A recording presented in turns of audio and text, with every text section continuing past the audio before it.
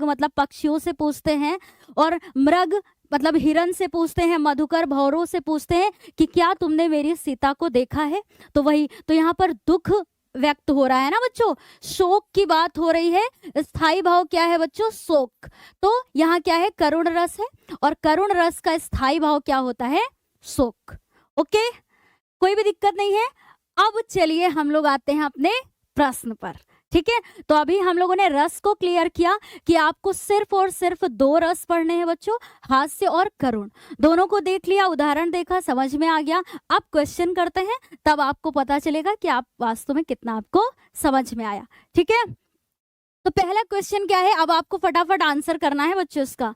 हास्य रस का स्थायी भाव क्या है। बहुत ही पहला ही क्वेश्चन है, बहुत ही क्या बोले तो हलवा सा क्वेश्चन है ना, बहुत ही आसान है, और एक क्वेश्चन मिलेगा जरूर आपको बच्चों एग्जाम में देखने को। ठीक है, लगभग 1800 बच्चे हैं, वाह, अभी मैंने देखा है आपकी संख्या, तो बहुत अच्छी बात है बच्चों, क्योंकि नज़दीक, बहुत ही एग्जाम के नज़दीक हम लोग आ चुके हैं।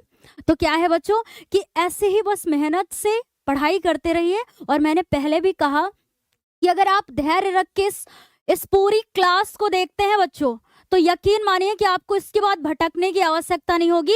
सारे टॉपिक आपको इस क्लास में क्लियर कर दिए जाएंगे। ठीक है, और वैसे भी प्री बोर्ड एग्जाम आपके होने वाले हैं। ठीक है, क्या है कि हास्य होगा, शोक होगा, भय होगा या रौद्र। एग्जाम में आपको देखना है तो रौद्र तुरंत कट कर देना है, बिकॉज आपके सिलेबस में ही नहीं है। भय को कट कर देना है, शोक या हास्य में देखना है। तो हास्य रस का पूछा है तो सही जवाब क्या होगा, हास्य रस होगा, और इसका 100% बच्चों को जो है सही जवाब इसका देना चाहिए। ठीक है, 90%, तो 10% कहाँ चलेगा भैया। देखिए अब मिस्टेक ना करिए बच्चों, क्योंकि अब जो है बहुत ही नजदीक आप आ चुके हैं। ठीक है, अपने एग्जाम से। चलिए फिर अगला क्वेश्चन लाया जाए। सेकंड क्वेश्चन क्या है, तो इसलिए मैंने पहले कहा भैया कि अपने पास पानी की बोतल वगैरह सब रख लीजिएगा, ताकि जो है ये उठ के ना जाना पड़े, और उठ के जाना पड़े तो थोड़ी देर जो है सहन कर लीजिए, नहीं तो फिर मम्मी से मंगवा लीजिएगा। ठीक है, करुण रस का स्थायी भाव क्या है। करुण रस का स्थायी भाव पूछा है बच्चों, हास है, शोक है, भय है, रौद्र है। तो अभी हम लोग ने इसके पहले जो है उसको डिस्कस किया था कि भैया हास्य तो होगा नहीं, वो तो हास्य रस का होगा, भय रौद्र को आपको कट कर देना है, तो क्या होगा, शोक। चलिए, एक क्वेश्चन आपको इससे जरूर मिलेगा देखने को। चलिए आगे बढ़ते हैं बच्चों। हाँ, तीसरा प्रश्न क्या है, हे खग मृग हे मधुकर श्रेणी तुम देखी सीता मृग नैनी, है ना। इसमें पूछा है कि कौन सा रस है। अभी मैंने आपसे पहले बताया ना कि ऐसे ही एग्जाम्पल आ जाएगा, मतलब उदाहरण आ जाएगा, और आपसे पूछ लेगा बच्चों किस में बताइए कौन सा रस है। तो ऐसे भी क्वेश्चन आपके एग्जाम में बन के आ सकते हैं। ठीक है, हाँ, तो यहाँ पर क्या है बच्चों कि हे खग, यहाँ पर मैंने बताया ना कि जब श्री रामचंद्र जी बहुत ही दुख के साथ मतलब सीता जी की खोज कर रहे थे, तो उन्होंने पूछा कि पक्षियों से और हिरन से और क्या बोलते हैं कि भौरों से कि क्या तुमने मेरी सीता को देखा है। तो यहाँ हास्य तो बिल्कुल नहीं होगा बच्चों, वीर की कोई बात ही नहीं हो रही है। ठीक है, तो ये तो पहले ही कट जाएगा। तो सही जवाब क्या होगा बच्चों, करुण रस होगा।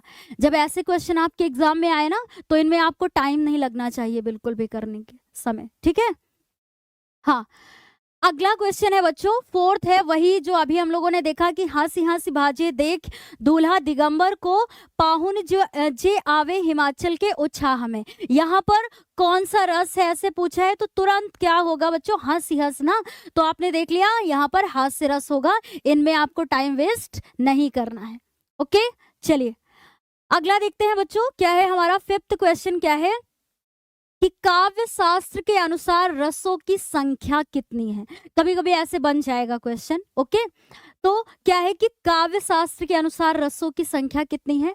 आपको ऑप्शन दिए हुए हैं यहाँ पर कि 7, 9, 11, इनमें से कोई नहीं। ठीक है, तो क्या होगा बच्चों कि 7 नहीं होता है। काव्य शास्त्र के अनुसार बोले तो रसों की संख्या कितनी होगी, 9।